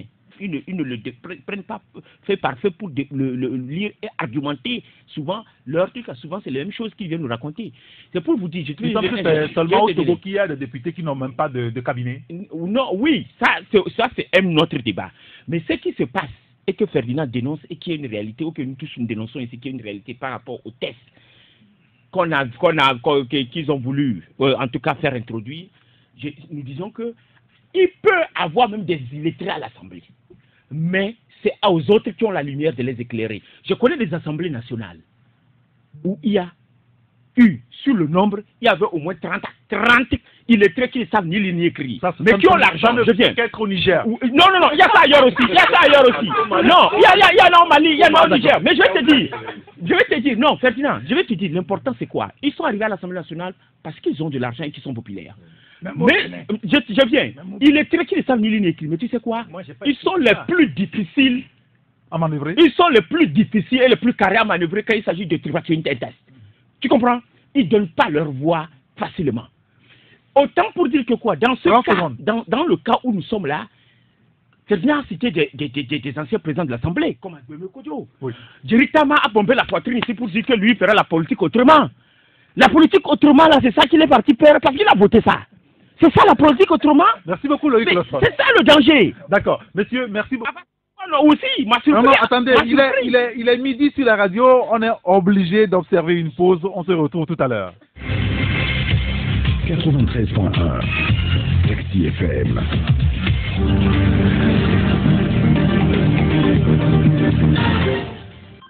Retour en studio avec les confrères pour la deuxième partie de Taxi Press avec Abi Alpha Isoto, Fabrice Pechesi, Ferdinand Haïté, Loïc Losson à Rébiaou, mais avant la liaison avec la rédaction de Taxi FM, Jean-Marie Leblanc. Bonjour Jean-Marie. Bonjour Eric. Merci de nous avoir rejoints. Vous êtes au programme pour Taxi, midi 12h45. Quel est le contenu de votre journal? Eh bien, la Cour constitutionnelle dit non aux nouveaux élus du peuple. Elle rejette par conséquent le projet de limitation du mandat du président de l'Assemblée nationale à un an renouvelable. Et puis l'enquête sur la situation financière des Togolais au lendemain des fêtes de fin d'année. Le dossier de la rédaction est signé Abdoulaye Kondo. Sur le reste du continent, l'Union africaine appelle à une suspension de la proclamation des résultats de la présidentielle en République démocratique du Congo. Enfin, la 13e et dernière journée de la phase allée de la D1 au Togo dimanche retient l'attention en page sportive. Et le rendez-vous est pris pour midi 45. Midi 45 avec Jean-Marie Leblanc. Merci beaucoup Jean-Marie. Retour en studio avec les confrères. Nous aborderons tout à l'heure le sujet lié donc au nouveau gouvernement qui traîne. On nomme pas depuis 2 semaines déjà le nouveau Premier ministre. On parlera également de la RDC. Mais avant, on évoquait l'Assemblée nationale. Vous voulez placer un mot? Oui, Ferdinand, oui. Je l'avais dit tantôt que cette volonté de saucissonner le mandat du président de l'Assemblée est une volonté du premier magistrat et les consignes ont été données. Mais parce que justement il y a eu ce précédent Dramani et on ne veut pas de quelqu'un, c'est-à-dire c'est une manière de faire en sorte que si quelqu'un est à l'Assemblée et il ne s'accommode pas des humeurs du président de la République, ils peuvent le dégager à tout moment. Bon, maintenant, la décision du président de la Cour constitutionnelle, au-delà du fait que cela traduit le droit ou respecte le droit parce que la modification était scandaleuse, c'est aussi une manière pour ceux qui sont encore les anciens du régime de dire à M. Fogna Singbe que bon, mais on peut tout accepter, mais parfois il y a des limites à ne pas franchir parce que ces gens-là, de certain âge, les Dramani, les Abdou Assouma, tout ça, ils sont les anciens du régime. Je ne sais pas si vous comprenez. Et donc, certains, à un moment donné, n'ont peut-être pas supporté l'humiliation que l'autre a subie pendant la législature, pendant le mandat de l'Assemblée qui vient de finir. Parce que si vous voyez comment Dramani a fini, même c'est l'une des raisons pour lesquelles il n'a pas souhaité être reconduit en tant que député. Et donc, il se passe des choses, et ça, il faut qu'on l'explique, parce que ces députés-là ne se sont pas levés comme ça pour dire qu'il faut modifier l'article 9 du règlement intérieur. Certains peut-être ne savaient pas ce que c'était, mais on leur a dit de le faire. Très bien. Seigneur Arimiao, Abi Alpha, je suis désolé, vous avez déjà parlé 2-3 fois déjà sur le sujet. Allez, Seigneur. Oui, bon, moi je crois que on va parler autour de ce sujet pendant toute une journée, on n'en finira pas, mais ce qui est sûr, c'est que il faut être honnête, il y a des pays où le même scénario se joue. Par exemple, quand vous voyez au Sénégal, vous sentez que le président est élu, le président de l'Assemblée est élu pour un mandat d'un an renouvelable. Mais jamais, autant de Abdoulaye Wade. Oui, mais jamais, ça ne s'est jamais appliqué. On a élu des présidents qui ont fini les 5 années. Et donc, vous revenez aussi en Côte d'Ivoire, le bureau de l'Assemblée est élu pour est renouvelable un an après. C'est-à-dire, mais souvent, on le fait ou on ne le fait pas. Donc, moi, je crois que... Oui, mais ce qui serait intelligent à faire, c'est comme on le fait par exemple en France. La majorité à l'Assemblée peut décider d'affecter le président de l'Assemblée vers d'autres fonctions et comme ça, la majorité désigne quelqu'un d'autre pour prendre sa place. Et regardez par exemple, le ministre actuel de l'écologie, François de Rugy, était il y a 6 mois président de l'Assemblée. Et quand on l'a appelé au gouvernement, avec l'accord de la République en marche, on a nommé Richard Ferrand président de l'Assemblée nationale. Ça, non, c'est ce que je suis en train de dire. J'ai dit que peut-être que les gens ont voulu adopter une jurisprudence qui se joue ailleurs, sauf qu'on s'est mal pris dans le cas togolais. Donc, les gens ont tenté peut-être de faire des copies-collées d'autres pays. Malheureusement, ils se sont mal pris. Et il y a eu... Non, écoutez, Abi, j'ai la parole. Il y a eu Abdou Assouma qui a fait le bon boulot et qui a discipliné tout le monde et qui nous a ramenés dans le bon sens. Bien. Vivement... On ne peut que mal se prendre parce que l'intention n'est pas bonne, c'est tout. Non, il ne faut pas dire toujours que l'intention n'est pas bonne. Je dis, c'était pas bien ficelé, c'est tout. Dans d'autres pays, ça peut se faire au Togo, pourvu que ça se conforme, ça se conforme à la Constitution, c'est tout. Messieurs, merci beaucoup. Un autre sujet qui n'est pas trop loin de ce premier-là, c'est par rapport donc au gouvernement togolais. Vous savez, ça fait déjà 2 semaines parce que le gouvernement de Selom Klassou a démissionné, y compris les ministres. C'est un gouvernement dont on dit pas de bonnes choses forcément. Il y a même des confrères qui ont appelé à plusieurs reprises à ce qu'on démet ce gouvernement. Heureusement, aujourd'hui, le gouvernement lui-même a démissionné. Il faut trouver d'abord un premier ministre, puis on forme un gouvernement. Loïc Rosson, pourquoi est-ce que ça traîne autant aujourd'hui? Non, pas aujourd'hui. On est habitué. J'ai même peur que cette fois-ci ça sera peut-être le plus court. C'est-à-dire le coup, oui, ça, il y a 2 semaines. Oui, non, c'est petit. Mais, ou bien, si je me trompe, rappelez-moi. Pour nommer, on a fait 3 mois sans truc là. Oui, pour nommer Classou. Oui, pour nommer ça, on le vit au Togo habituellement. Mais moi, mon problème avec ça, au fait, c'est que je sais qu'il n'y a que le président de la République qui décide. Oui. Mais mon problème avec cette manière de faire, c'est que c'est pas républicain. C'est-à-dire ailleurs. Républicain? Non, tu sais, ailleurs, c'est-à-dire mondialement, c'est comme ça que ça se passe. Tu sais, quand tu démets ton premier ministre ou le premier ministre démissionne, c'est selon. Tu sais, à la minute qui suit, qui tu prends. À défaut, tu connais au moins les 2 sur lesquels tu hésites. Mais jusqu'à la nuit ou le lendemain, tu connais. Et le gouvernement sort. Ailleurs, quand le gouvernement, le Premier ministre démissionne à 10h, à 20h, tu as le nouveau Premier ministre. Parce que c'est un pays, son fonctionnement n'est pas de l'amusement. À laisser cette affaire d'affaires courantes, elle existe aussi ailleurs. On ne bladine pas. Quand l'affaire courante qui permettra, et pourquoi ça on va vite? Un exemple banal. Dès que le Premier ministre est nommé, rapidement, cette histoire de consultation aussi, c'est en fait des protocoles. Oh, tu as déjà une idée de ton gouvernement. Du gouvernement. Tu connais ton gouvernement. Alors, le soir à 20h, tu as le Premier ministre, le lendemain à midi, avec un gentleman vient donner la liste d'un nouveau ministre. Et dans la soirée ou le même jour, la passation de service commence. Ça permet même à ceux qui ont magouillé, ont fait des faux trucs, ils n'ont pas le temps. Parce que, tu comprends, la démission, parce que moi je connais un ministre du gouvernement actuel qui ne savait pas que Classou avait démissionné. Encore. Il ne savait pas? Oui. J'ai dû lui dire, il a cru que je blaguais. Non. Ok. Le Premier ministre qui veut démissionner, le ministre n'est pas au courant? Avançons. Mais est-ce qu'on te dira que pour le nommer, est-ce qu'on l'a appelé? C'est comme ça fonctionne. Moi, mon problème, c'est il y a des pratiques républicaines, quoi. Ça donne de l'élégance à la République. Et c'est beau. Tu comprends? Et on sent que le fonctionnement de la République n'est pas hasardeux. Je ne sais pas si tu me comprends. Moi, c'est comme ça que je comprends la chose. Et c'est pour ça que j'ai souvent dit aux amis, quand tu lis souvent les livres des politiques ou des livres des faits politiques ou histoires politiques, tu comprendras comment ces choses fonctionnent.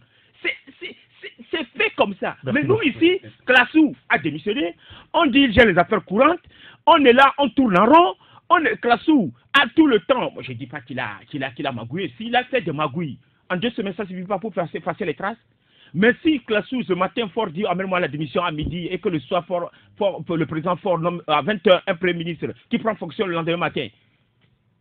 Autant pour tous les ministres. Yeah. Mais c'est comme ça. Donc, mais on fait ça. Les DG aujourd'hui sont plus puissants que les ministres parce qu'il se dit, le ministre l'appelle, il dit, mais toi tu es sur une chaise éjectable et tu m'appelles pour me dire quoi? C'est comme ça que ça se passe. Merci beaucoup Loïc Lawson. Oui, Abiel Fab. Oui, c'est vrai. C'est déplorable ce que nous sommes en train de vivre. On a déjà vécu des pratiques plus ou moins similaires avec un gouvernement qui est sorti, je crois, 3 fois. C'est-à-dire en l'espace de 24 heures, on a eu 3 équipes différentes. Une première équipe qui sort autour de 13 heures. À 18 heures, la même équipe est modifiée avec des modifications au niveau des portefeuilles. Oui. On prend un peu de tes prérogatives, on remet à Ferdinand. On prend un peu de chez Ferdinand, on me remet, et puis tout ce que vous savez. Et encore tard dans la nuit, on nous a donné la liste définitive. Donc la même équipe, exactement. Donc on peut considérer qu'en 24 heures, on a connu 3 listes différentes. Donc dans un pays où il y a déjà eu ça, donc souffle. Alors pour éviter ça, il faut prendre le temps pour le faire. Mais non, quand même. À côté, on a beau tout dire de choses du Gabon. Là-bas aussi, c'est un fils à papa. Mais je crois que malgré que son état grabataire, il tient encore debout. Parce que il a nommé un Premier ministre à une heure impossible. On est en train de critiquer ça. À 1h du matin. Exactement. On n'a pas fini le débat. Il se déplace malgré son état dans sa chaise roulante. Il participe à la prestation du serment. Sur le plan respect des textes, c'est beaucoup. C'est-à-dire ça a un sens très élevé. Il est revenu pour ça, c'est vrai. Son état de santé ne le permet pas de vivre loin de son cabinet médical pendant un certain temps. Il s'est débrouillé, il a pris ses risques, il est revenu et il a respecté au moins ce principe constitutionnel. Et il est retourné pour son je ne sais pas si on peut parler de traitement ou bien convalescence. C'est selon. Donc, et chez nous ici, un autre fils à papa qui est debout, et qui je ne sais pas, on est dans l'incertitude par rapport à quand son équipe sortira, et quand l'équipe sortira, combien de fois elle va être modifiée, ça fait pitié au sommet d'un État. Non, bon, moi je crois que c'est vrai tout ce que les amis disent sur ce plateau, parce que nous avons connu la nomination d'un premier ministre dans ce pays après 3 mois d'attente. Et ce qui fait mal parfois, c'est que quand on met assez de temps et qu'on revoit que ce sont les mêmes personnes qu'on a cooptées d'abord pour en faire le premier ministre, puis pour sortir le gouvernement, et que parfois on a de la peine à savoir les gens qu'on a amenés et qu'on vient maintenant effectivement empiéter sur des prérogatives pour en faire d'autres. Et ça ne fait pas quand même du sérieux. Ou bien c'est 2020 qui fait qu'on est obligé de réfléchir. Non, mais avant, on était bien loin de 2020 quand on a connu ce problème dans ce pays. Et donc, il n'y a pas de raison. Moi, je crois que les attentes, quand ça dure de trop, parfois, on fait de mauvais choix. Quand on prend trop de temps pour chercher celui qui doit collaborer, qui doit travailler, le profil qui doit quand même donner du stimule pour le Togo, et on met assez de temps, parfois on prend la mauvaise graine, et c'est comme ça, parfois que les gens critiquent que tel n'a pas le droit d'être le Premier ministre. Je crois que c'est pas quelque chose de difficile à choisir, à mon avis. Oui. Et le président... Peut-être que vous n'êtes pas président de la République. Non, écoute, je sais que le président de la République, il y a beaucoup de gens qui salivent. Il y a beaucoup de gens qui mettent des réseaux pour solliciter ou pour négocier des postes. Et donc, peut-être que le président, il joue avec le cœur. C'est comme ça que je vois ça. Quand tel réseau amène le nom de tel et que l'autre réseau, peut-être plus puissant ou plus proche de lui, amène le nom de telle personne, mais ça lui crée peut-être des ennuis. Je crois qu'il reste le président et c'est ça. Il n'a qu'à aller au plus vite pour nous choisir ce Premier ministre que tout le Togo attend. Et moi, je crois que peut-être, pourquoi pas, ce soir, on peut avoir le nom du Premier ministre. Oui, pourquoi pas. Et lundi, quand l'Assemblée va... C'est ce qu'on apprend là. On va aller au plus vite. Ça va tomber, il faut que ça tombe. Mais justement, moi, je vais donner la parole à... Le mal, c'est que, à la fin, c'est les mêmes personnes qu'on va retrouver. Ce que Tchanyao dit qui me plaît et qu'il faut vraiment qu'on évite ça, c'est qu'il ne faut pas qu'on dise à la fin tout ça pour ça. C'est-à-dire, vous attendez 3 mois, et on ramène les mêmes au même poste, quoi. On les aligne au même poste, et à la fin, on ajoute un petit secrétaire d'État quelque part qui lui est étranger dans le gouvernement. Tu vois, ça fait mal.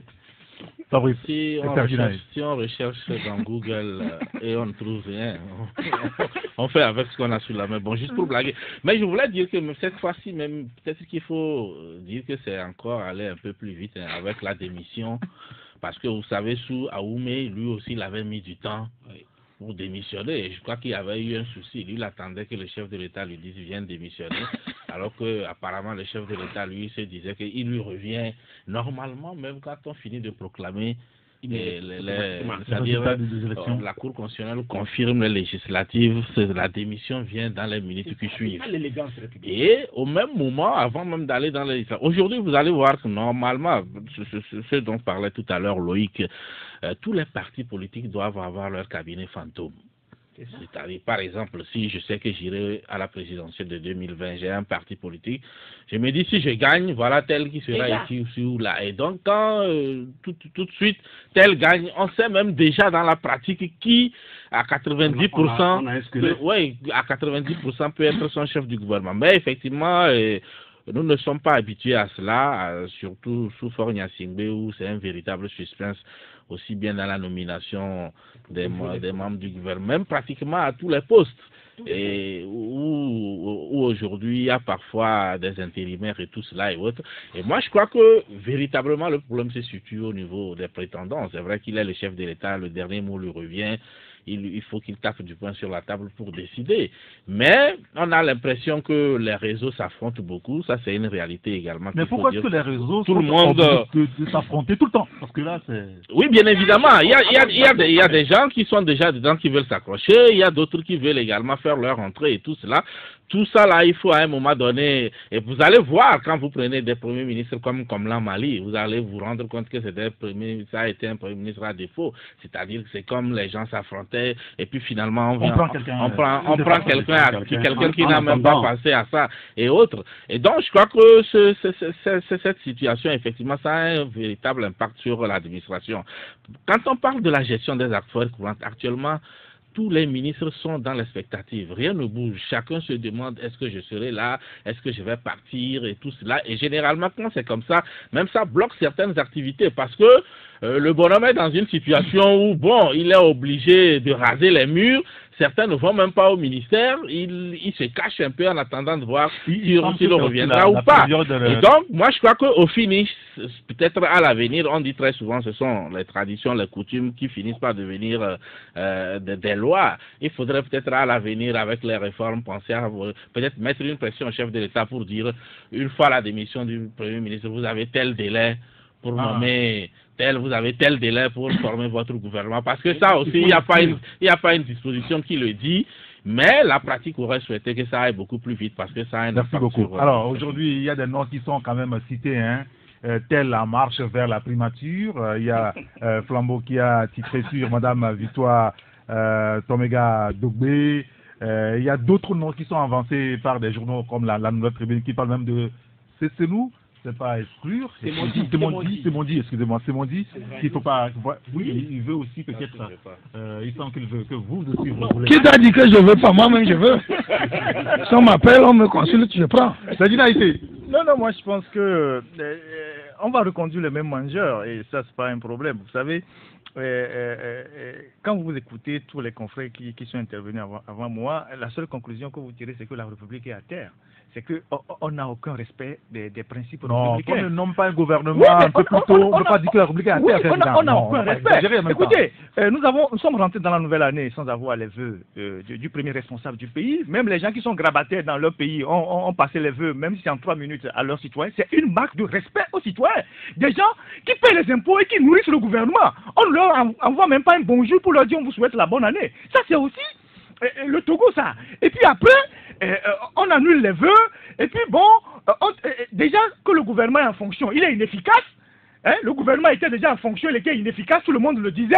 Maintenant, 2 semaines qu'il n'est plus là, et que les gens rasent les murs, et je ne sais pas qu'est-ce que vous attendez de ça. Je vais répéter un Camerounais qui disait que, vous reprenez un Camerounais pour dire que dans nos pays là, ça sert à quoi le Premier ministre? On met un gars quelque part, et puis quand on appelle le ministre de venir, il vient le premier, c'est ça le Premier ministre. C'est ce que le gars a dit, et il a raison. Parce que dans notre contexte là, le Premier ministre sert à quoi? Et pourquoi on peut mettre autant de temps pour désigner un Premier ministre? Moi je ne pense pas que c'est une affaire de réseau, c'est parce que les gens manipulent la République comme un jouet. C'est tout, à leurs humeurs. C'est tout. Parce que si les gens savent qu'ils ont en main le destin d'un pays, il y a les choses qui se font rapidement. Et on vient de citer l'exemple du Gabon.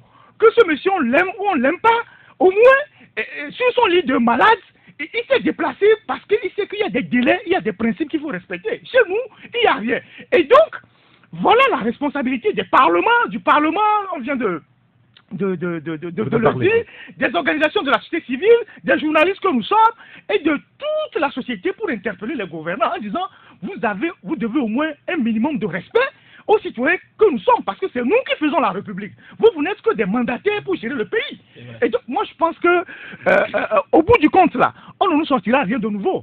On prendra quelqu'un qui est à côté de moi ici, comme toi, comme Abi, comme Loïc, pour Premier ministre, et tout le monde va dire, mais on a passé tout ce temps-là pour finir par nous sortir quelqu'un comme ça. Et on ne le cherche pas sur une autre planète. Oui, c'est ça. Et puis, quand on va aligner le gouvernement, vous allez voir les noms, on va dire, bon, les mêmes. Et puis bon, on va le confrère Togo Matin nous dit ce matin que Faure Gnassingbé pourrait surprendre tout le monde. Oui, il a bien dit pourrait. C'est-à-dire qu'à un moment donné, il ne pourra pas. C'est-à-dire que moi, je pense que les gens sont en train de manipuler la République à leurs humeurs et un pays ne fonctionne pas comme ça. Très bien. On donnera la parole aux auditeurs, juste 5 minutes, mais avant, je ne sais pas si vous voulez ajouter un mot, sinon on va parler de l'actualité internationale avec la République démocratique du Congo. C'est un sujet aussi qui intéresse bien nombre de nos concitoyens parce que là-bas, l'opposition est en train de se battre. Parce que ceux qui sont à la tête du pouvoir sont dans la sauce. Et entre Félix Tshisekedi et Martin Fayoulou, c'est la bagarre. Il y a un petit rebondissement, on peut le dire aussi, depuis hier soir avec l'Union africaine. on va parler de ce pays, rassurez-vous, l'Union africaine qui appelle à suspendre carrément l'annonce, sinon du vote, enfin, de la proclamation des résultats définitifs par la Cour constitutionnelle de ce côté-là. Qu'est-ce que ça peut vouloir dire, Tchaniao? Non, bon, je crois que peut-être que l'Union africaine a fait le constat amer que le monde entier est en train de faire, où tout le monde se dit que peut-être que les gens ont manipulé sur les résultats et continuent de le faire. Et peut-être qu'une justice va être faite. On attend de voir ce qui va se donner, parce que quand vous regardez Tshisekedi, vous regardez Fayoulou, le vrai fond du problème, c'est qu'il y a un vrai victorieux et qu'on a détourné au profit d'un autre. Moi, je ne le dis pas ici, je ne sais pas qui est le vrai, mais les analystes, les gens qui lisent la scène et tout ce qui se passe en RDC comprennent qui est entre Fayoulou et Tshisekedi qui a été élu président. Et quand les gens vont faire la sourde oreille, quand les gens vont faire les aveugles, quand les gens vont faire les mieux pour regarder le mal ou le vin se tirer pour le boire forcément, ce serait la mauvaise carte que les gens sont en train de jouer. Heureusement, l'Union africaine a tapé du poing sur la table. On va voir ce qui va être pris comme décision. Oui. Non, tu dis c'est pour ça. Moi, ici, je salue d'abord le leadership de Kagame. Qu'on l'aime ou qu'on l'aime pas. Ce monsieur, j'ai toujours dit que c'est un leader. Et il a fallu, je crois que lui qui soit à la tête de l'Union africaine pour que les lignes bougent. J'explique. Son pays a un intérêt en RDC. Non, je sais. On ne rentre pas encore dans ça. Je sais, je connais. Que ça soit avec Fayoulou, que ça soit avec Tshisekedi, et que Kagame va toujours, ou Katoum, ou je sais qui, Kagame va toujours la former pour extraire quelque chose en RDC et construire son pays. Ça aussi, c'est les Congolais qui l'ont voulu. Mais ce que je veux dire par là, même quand tu veux voler une élection, vole intelligemment. Quand tu voles, vole d'abord et on te proclame. Là, personne n'a rien à dire. Mais le problème qui s'est passé en RDC, il y a eu une élection. Kabila a cru jusqu'au bout à son dauphin, que le dauphin va gagner. Le dauphin se retrouve en 3e position. Il a mordu la poussière. Proprement. Mais, parce que comme je l'ai dit, on ne peut pas être élu indéfiniment. Et quand tu mets quelqu'un même, ce n'est pas toi. Tu comprends? Voilà. Donc, qu'est-ce qui se passe? Maintenant, ils y vont, le dauphin est 3e, et il veut choisir, lui, son président. C'est-à-dire celui qu'il veut, le moindre mal, pour lui. Mais ça ne se passe pas comme ça. Soit tu t'arranges pour que dès le départ, ton moindre mal gagne. C'est-à-dire, tu fraudes, il gagne, et là, la communauté internationale, tu la mets devant. Mais tu n'as pas pu le faire comme ça, et maintenant, tu fais des jonglages pour faire imposer Tshisekedi. Moi, je n'ai jamais dit que Tshisekedi n'est pas opposant. Je fais partie de ceux qui pensent que Tshisekedi est opposant radical à Kabila. Mais il a fait un compromis. C'est-à-dire, je n'ai pas gagné, tu fais de la compromission, là tu deviens dangereux. Là pour moi, ce n'est plus le monsieur que je croyais être vraiment ce leader et ce leader. Fayoulou a gagné. Quand tu demandes à tout le monde, à ceux qui ont fait le déplacement, tout le monde sait que c'est Fayoulou. Maintenant, tu veux imposer quelqu'un, je dis l'Union africaine n'a qu'à aller jusqu'au bout pour que la vérité des urnes puisse. Parce que là, on demande à la Senko aujourd'hui aussi de publier. Non, Ferdinand m'a balancé un truc. Elle a publié déjà. Elle a déjà publié. La Senko a publié avec les 61%. Oui. Abi Alpha. Tu sais, je crois que l'Union africaine a intérêt à aller jusqu'au bout. Pour commencer, je vais d'abord saluer le courage de la plupart des chefs d'État de l'Afrique qui, depuis là, traînent les pas à présenter les félicitations à Tshisekedi. Ça, il faut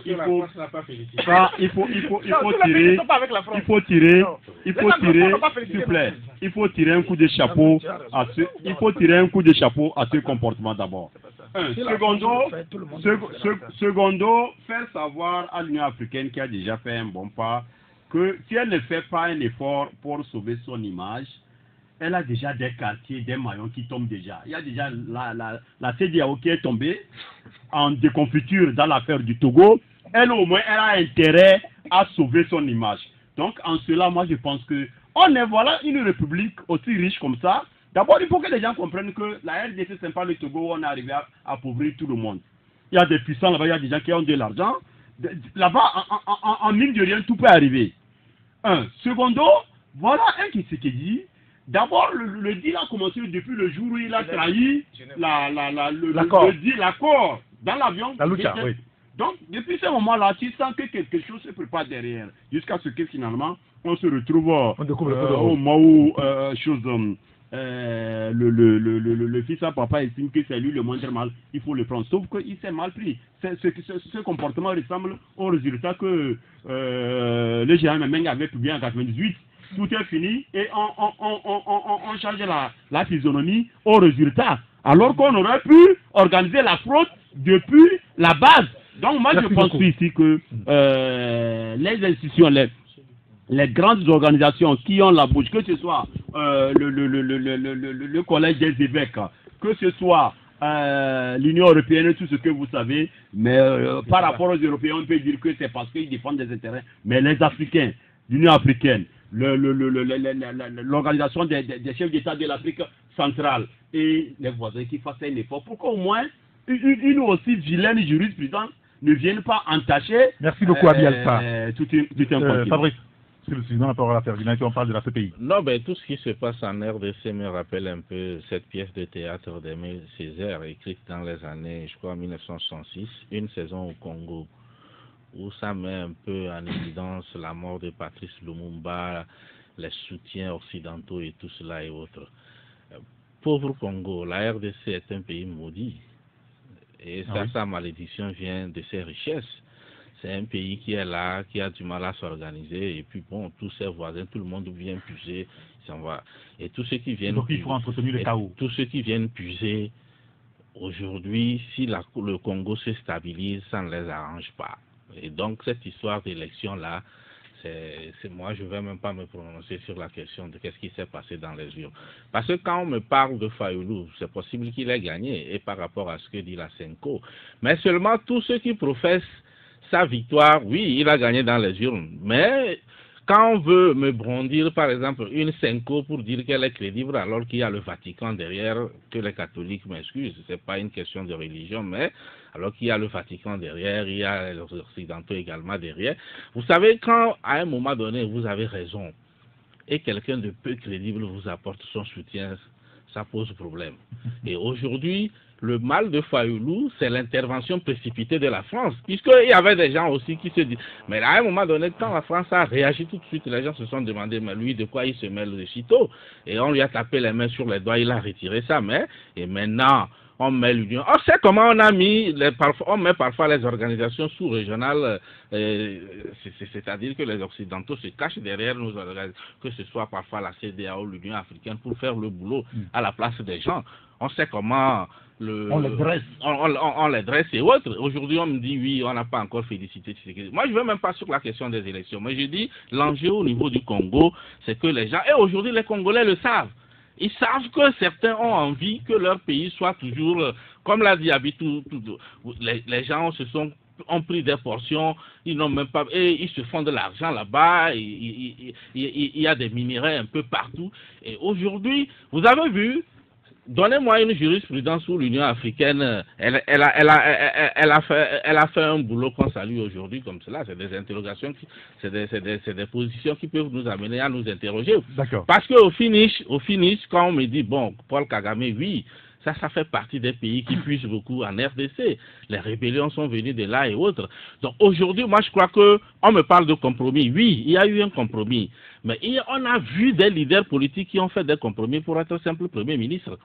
Et moi, je me dis, si à un moment donné, un leader, il y a des leaders qui font des compromis pour être simple ministre, mais je me dis, si un leader fait un compromis pour au moins prendre la tête du pays, même si on estime qu'il n'aura pas les coups de franche, moi, je me dis que c'est déjà un pas. Merci beaucoup. Ferdinand Haïté, très rapidement. Oui, moi, je pense que, d'abord, le Congo, c'est un enjeu financier, économique très grand, et puis géopolitique et géostratégique. Vous savez, dans ce pays, un secrétaire général des Nations Unies a disparu. Jusqu'à ce jour, on n'a jamais retrouvé ses traces. Je parle de, je crois, d'Agama Joel, qui est mort au Congo. On connaît le parcours de la République démocratique du Congo. Ceci pour dire que tous ceux qui sont au Congo, les candidats, chacun a derrière lui une puissance. Qui s'appelle Tshisekedi, qui s'appelle Katumbi, qui s'appelle Jean-Pierre Bemba, tout ça. Chacun a une puissance derrière. Le problème, c'est que l'intervention de Yves Le Drian a compliqué un peu les choses.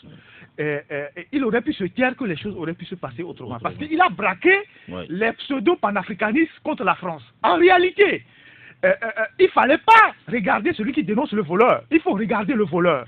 Parce qu'en réalité, il s'est passé des choses au Congo. Comment est-ce que vous pouvez imaginer que celui qui a perdu les élections présidentielles, qui a eu le score le plus bas, s'est retrouvé vainqueur à l'Assemblée nationale? Voilà. Ça, c'est une contradiction énorme. C'est ça il même ne s'est pas présenté à tout la niveau. Non, c'est ça même qui ouvre les yeux des gens. C'est-à-dire qu'ils ont fait une fraude, une escroquerie électorale inimaginable. Ils ont fait une fraude, mais inintelligente. Je ne sais pas si vous comprenez. Totalement inintelligent. Ils auraient pu voler autrement, comme les camarades viennent de le décrire ici. Alors, les gens disent oui, pourquoi on n'avait pas demandé de décompter au Cameroun, on n'avait pas décompté, je ne sais pas, comment l'appelle-t-on, en Côte d'Ivoire, au Togo, tout ça. Je dis, il faut toujours que ça commence quelque part, pour que ça serve de jurisprudence à d'autres. Parce que ce que Kabila a fait là-bas, c'est de la voyoucratie. Qu'est-ce qu'il a fait? Il a modifié le vote, comme son gars n'a pas gagné, il a mordu la poussière, il a choisi lui-même le moins mal. Vous pensez au peuple congolais qui a voté? Est-ce que les gens pensent au peuple congolais qui est allé aux urnes, qui a voté, qui a choisi son président? En réalité, quand les gens disent oui, que c'est le jeu des puissances, celui qui est susceptible d'aller faire une alliance contre nature pour gouverner son pays, c'est celui qui n'a pas la légitimité populaire. Quand vous dirigez un pays et que vous n'avez pas une base populaire, vous êtes plus enclin à signer des accords avec des puissances pour dominer votre peuple, plutôt que si vous avez une base populaire. Parce que si vous avez une base, vous pouvez mobiliser votre peuple pour dire ça, je ne donne pas telle mine, je ne donne pas telle mine parce que mon peuple est derrière moi. Demain, un gars comme Tshisekedi, si on l'impose à la tête du pays, il va commencer par vendre les mines parce qu'il a besoin de soutien des puissances pour régner. Et n'oubliez pas que la RDC, c'est le seul pays qui a au moins... C'est le seul pays, mais au moins lui, il est choisi par son peuple. Je suis désolé. Si nous sommes démocrates, nous devons nous battre sur les principes et non sur les histoires. Sur les principes. Les principes, ou soit... Mon œil de principe. Non. Quand vous pouvez attendez, Fabrice, si les principes ne vous disent rien, ça c'est votre problème. Mais moi, je suis attaché aux principes. Dans la vie, il faut avoir des principes. Quand vous n'avez pas de principes, vous ne pouvez pas avancer. Attendez, je n'ai pas fini. Quand vous voyez le Congo, vous verrez que le Congo est entouré d'au moins une dizaine de pays. Et donc, 5 sont au moins en instabilité. C'est une zone très instable. Alors, les gens ont besoin de stabiliser la région pour que le Burundi qui est déjà par terre, le Rwanda qui est des rebelles à ses frontières, le Soudan qui est par terre, la Tanzanie, même le Congo-Brazzaville, il faut stabiliser tout ça. Sinon, demain, on va avoir des soucis. Je voulais qu'on parle très rapidement de la CPI. Est-ce qu'elle est encore crédible aujourd'hui dans le dossier Laurent Gbagbo? On a 3 minutes, on va faire un effort de le partager. Merci beaucoup, Jacques Fauquier. Allez-y, Fabrice. Oui, généralement, quand on parle de principe, si on reste dans le cas de la RDC, le principe, c'est que la CENI, attends-moi finir, la CENI proclame, c'est-à-dire, ça c'est le principe, c'est la CENI qui proclame le résultat provisoire et la Cour constitutionnelle confirme. On est d'accord? Ça, c'est ça le principe.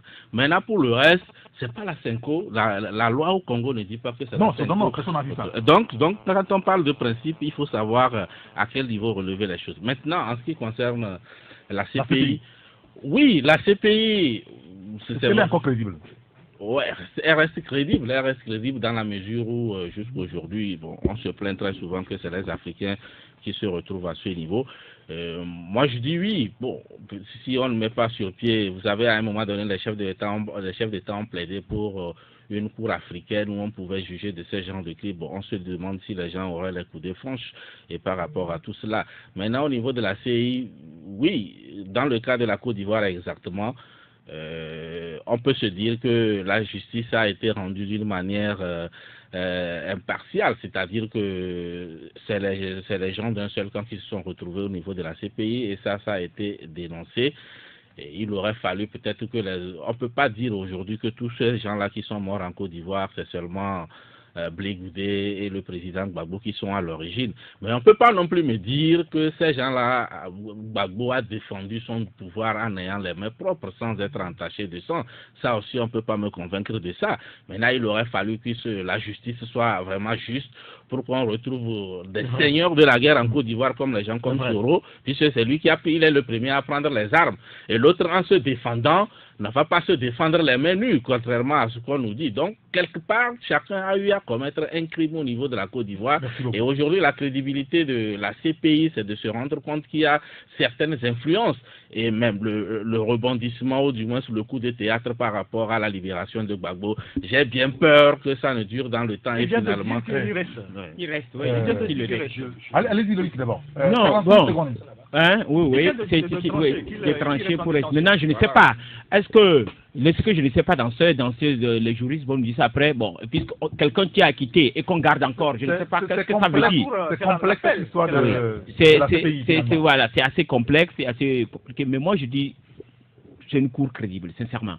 Parce que moi, je dis, aujourd'hui, si cette cour est arrivée à les acquitter, avec tout ce qu'on a eu à raconter sur tous les médias internationaux, sur Gbagbo et son poulain, et tout cela, je me dis, bon, il y a assurance que demain, que d'autres, parce qu'on disait que c'est une cour à la main des puissances pour régler les comptes. Mais là, on a vu des juges avoir le courage de dire quelque chose, de trancher. 8 ans après. 8 ans après, oui, 8 ans après, parce que bon, le procès a commencé après pratiquement 4 ans ou 5 ans. Bon, ça veut dire que demain, si quelqu'un d'autre dans un autre pays est appelé à comparaître devant la CPI, il ne va pas avoir, voilà, on dira le droit. Voilà. Abiel, allez-y. Oui, je crois que 45 secondes. Oui, par rapport à ce sujet, je crois que je ne sais pas si à un moment donné le camp Gbagbo a hésité sur ses engagements. Sinon, normalement tout est parti pour qu'il soit libéré. D'après moi, mes sources proches du réseau de Gbagbo, ils sont entendus même dans un gentleman agreement parallèle à la chose que Gbagbo quitte et qu'il ne rentre pas au pays. Oui. Et que non, l'autre qui a fait la prison avec lui là, le tout puissant congolais là, Bemba lui a prêté, lui a mis à sa disposition sa maison en Belgique. Et des greffiers ont quitté, des gens proches de eux, des gens proches de la famille de Gbagbo ont quitté Abidjan pour aller visiter la maison. Tout est nickel et c'est prêt pour qu'il aille. Donc normalement, il n'y avait pas de raison. Mais est-ce que l'annonce de sa libération, avec ce que cela a eu comment effet, tollé, les gens qui dansent à gauche ici à nuit dans les boîtes de nuit, ça devient donc les gens sortent pour des marches automatiques. Est-ce que c'est ça qui est en train de faire hésiter ou bien comment? Mais ça aujourd'hui, c'est vrai que selon la loi, les juristes diront qu'il n'y a aucun engagement entre humains qui va au-dessus des textes de loi de la loi, mais il y avait quand même des engagements signés de Gbagbo et normalement. Merci beaucoup, Abiata. Et puis Sergina. Non, moi je crois que je vais parler un peu. Cette cour, pour moi, c'est une cour qui a avili l'Afrique, qui ne fait pas honneur à toute l'Afrique, parce que depuis, même si vous allez citer des cas où on a pris des gens d'autres nationalités, ce sont les Africains qu'on trimballe là-bas. Il y a eu des gens qui ont organisé des crimes plus crapuleux que ceux dont on accuse les gens ici, qui ne se sont jamais retrouvés là-bas. Si on devait retrouver des gens là-bas, j'aurais aimé trouver un Sarkozy là. Et depuis, les gens sont là, ils tissent les ficelles, on crée des problèmes en Afrique, et après, ils viennent prendre les plus faibles qu'ils amènent là-bas. C'est vrai que le fait qu'on maintienne Gbagbo a un sens. Vous avez constaté, vous avez vu la popularité de cet homme. Il a fallu qu'on annonce, même quand il n'est pas encore libéré, qu'on annonce qu'il y a une probable liberté à Gbagbo, toute la Côte d'Ivoire. Vous comprenez, quand vous avez des Ivoiriens qui vous sont amis, quand vous avez des gens en Côte d'Ivoire qui sont proches de vous, vous comprenez que Gbagbo, c'est une star d'abord en Côte d'Ivoire et dans le monde entier. Revisitez les profils de vos amis. Allez dans les statuts, vous verrez que le monde entier est en train de célébrer ce Gbagbo qu'on a présenté comme un sanguinaire, ce Gbagbo qu'on a traité de tous les noms d'oiseaux. Et moi, je n'aime pas la CPI. Je me dis que c'est un tribunal qui a été créé pour avilir ou pour l'Afrique. Merci beaucoup, Seigneur. Moi, je pense que les Africains sont trop dans l'émotion et ils aiment le théâtre. Parce que ce qui est en train de se passer, les gens dansent là, c'est le théâtre. Alors que c'est de hautes négociations qui sont en cours. L'histoire de la justice là, c'est juste le théâtre. Il y a des contacts à un niveau très élevé entre des puissances avec la Côte d'Ivoire pour essayer de régler le problème. Vous savez que le système Alassane Ouattara aujourd'hui... Il s'agit de sauver la face. Oui, le système Alassane Ouattara aujourd'hui est à bout de souffle. Et l'éventualité d'une libération de Gbagbo, on sait les conséquences que ça peut avoir sur la Côte d'Ivoire. Tout ce qu'on est en train de faire là, tout à l'heure, on vient de dire qu'il reste en prison. Abi vient de détailler un pan de la chose. C'est de hautes négociations qui se passent, loin de la justice en réalité. Parce que pourquoi la Belgique accepte de dire que nous acceptons héberger Gbagbo, c'est qu'il y a eu des négociations de haut niveau. Donc, laissons... Parce qu'il parle de Gbagbo, mais pas de Charles Blé Goudin. Ouais, laissons le théâtre qui est en train de se passer à la CPI. Ça, c'est ce qu'on nous montre. Mais derrière le rideau, il y a des négociations à un niveau qui se passe. Monsieur, merci beaucoup. Merci de venir pour le débat de ce matin. Ferdinand a été l'alternative. Abi Alpha, le rendez-vous. Loïc Lawson, flambeau des démocrates. Tchanywa Réuniao, Nouvelle Opinion. Et Fabrice Tizi, le libéral. Merci à Adja Procès qui a assuré la mise en ordre. Malheureusement, on ne pouvait pas recevoir d'appel, on a largement dépassé le temps et que les auditeurs nous en excusent. On remettra le couvercle la prochaine fois. Merci à vous. Appelez-moi Saint-Irrigator. À la semaine prochaine. Merci d'avoir regardé la vidéo. Abonne-toi et partage la vidéo sur les réseaux sociaux, Facebook et WhatsApp.